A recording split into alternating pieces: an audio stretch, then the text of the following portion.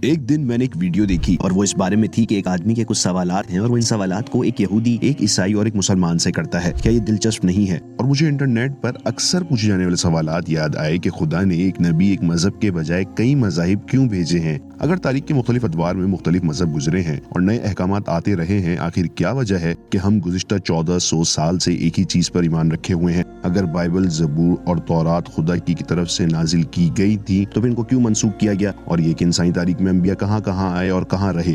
आज इस वीडियो में इन सवालात के जवाब हासिल करेंगे। चलिए शुरू करते हैं। पहले हमें ये जानना जरूरी है कि पहले इंसान और पहले नबी आदम अलैहिस्सलाम से लेकर आखिरी नबी मोहम्मद सल्लल्लाहु अलैहि वसल्लम तक तमाम अंबिया ने लोगों को एक ही अकायद के निजाम का पैगाम दिया है। अगर एक फरिश्तों पर ईमान रखता था तो दूसरे ने ये नहीं कहा कि नहीं या शायद। बुनियादी अकायद के निजाम में सब एक जैसे थे, लिहाजा अगर बुनियादी बातें एक जैसी थीं तो फर्क कहाँ है? इस सवाल का जवाब यह है कि मजहबी कवानीन वो अंबिया की शरीयत होते हैं। जब मैं शरीयत का लफ्ज कहता हूँ तो मेरी मुराद वो शरीयत नहीं है जो ज्यादातर लोग समझते हैं। लफ्ज शरीयत के मानी है दिफात, कवानीन। तो जब मैं अल्फाज बोलूँ तो बराह करम ये बात जहन में रखें। जैसा कि हमने जिक्र किया, अकायद के बुनियादी निजाम एक जैसे थे, सिर्फ अहकामात मुख्तलिफ थे। ज्यादा वाज़ेह मिसाल दें तो जुम्मे का दिन हम मुसलमानों के लिए बाबरकत दिन है, लेकिन हजरत मूसा अलैहिस्सलाम और उनकी कौम के लिए वो हफ्ते का दिन था। फिल हकीकत उनके यहाँ हफ्ते का दिन बहुत मुकद्दस माना जाता था। इस दिन वो मुकम्मल तौर पर दुनियावी मामलात, तिजारत और शिकार छोड़ देते और इबादत में मशगूल रहते। एक और मिसाल हजरत ईसा अलैहिस्सलाम के ज़माने की है कि उनके लिए शराब हराम नहीं थी, लेकिन ये हमारे लिए हराम है। इस तरह के और बहुत से अहकामात हैं जिनका हमें इल्म नहीं है। अगर बुनियादी अकायद एक जैसे थे तो शरीयत और अहकामात मुख्तलिफ क्यों थे? जवाब बहुत सादा सा है।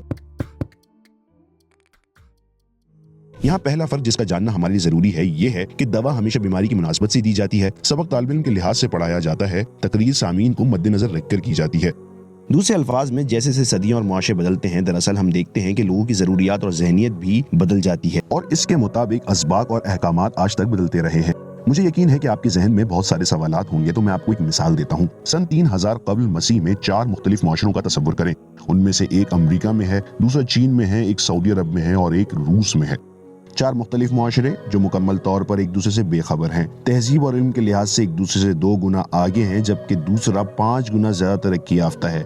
हालात जिंदगी, खूबियाँ, पेशे, तालीमी काबिलियत, अदद और अतवार एक दूसरे से बिल्कुल मुख्तलिफ हैं। तो हम कह सकते हैं कि ये तकरीबन ऐसा ही है गोया वो 2 अलग अलग जहानों में रहते हैं। हम समझते हैं कि हमारे रब ने लोगों की मुनासबत से मुख्तलिफ कवानीन नाजिल किए हैं जो मिसाल के तौर पर अलग अलग जहानों में रहते हैं। यहाँ तक कि एक ऐसा वक्त भी गुजरा है जब एक ही बर्रे आज़म में कई नबी और कई शरीयतें थी। ऐसी शरीयत का तसव्वुर करें जिसमें सूद हराम हो, ताहम करेंसी या बैंकिंग सिस्टम की कोई शक्ल अभी तक इस मुआशरे में इजाद ना हुई हो। लेकिन जब मुआशरे आपस में जुड़ गए, मुल्कों के दरमियान ताल्लुकात में इजाफा हो गया और मुआशरे किरदार, जहानत और तालीम के लिहाज से एक दूसरे के करीब हो गए। ये ऐसा ही है जैसे इंसानियत प्राइमरी स्कूल की सतह से हाई स्कूल की सतह पर आ गई हो। तो ये तब हुआ जब वो इस काबिल हो गए कि इन सबको एक ही उस्ताद से एक ही कोर्स पढ़ाया जाए। ऐसे वक्त में अल्लाह ने अपने सबसे अजीम नबी सल्लल्लाहु अलैहि वसल्लम को इंतहाई जामिल शरीयत के साथ मबूस फरमाया और सबसे अजीम किताब कुरान देकर भेजा और इंतहाई मुख्तसर वक्त में ये दीन पूरी दुनिया में फैलने लगा। चूंकि मुआशरों के दरमियान कुछ तफसीलात में इख्तिलाफात हमेशा बाकी रहने हैं, तो मुख्तलिफ मज़ाहिब तो होंगे। ठीक है, हम इस मसले को समझ गए, लेकिन अगर इंजील और तौरात खुदा की किताबें हैं, जिसका मतलब है कि मुख्तलिफ किताबें भेजी गई हैं, तो इनमें तहरीफ क्यों होने दे दी गई?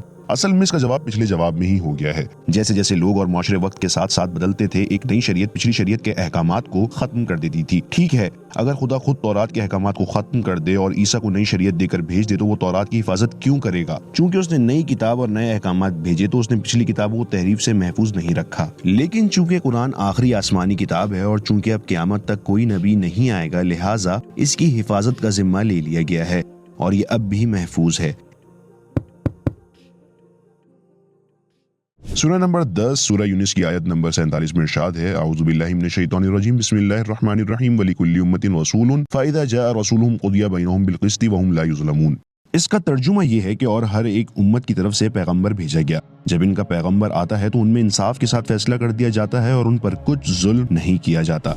इस आयत से हमें ये बात समझ आती है कि हर कौम में एक नबी भेजा गया है। ये बहुत ही दिलचस्प मालूमात हैं और जानते हैं कि इस मामले में सबसे बड़ा सबूत का हिस्सा क्या है। तारीख में ऐसे मुआशरे जिनका आपस में कोई ताल्लुक नहीं रहा, उन मुआशरों में भी हमें यकसा मजहबी मवाद मिलता है जिन्हें आपस में मिलने का मौका भी नहीं मिला। मिसाल के तौर पर जैसे कि हम देखते हैं कि तूफान नूह का जिक्र अज़टेक्स और जनूबी अमेरिका में किया जाता है।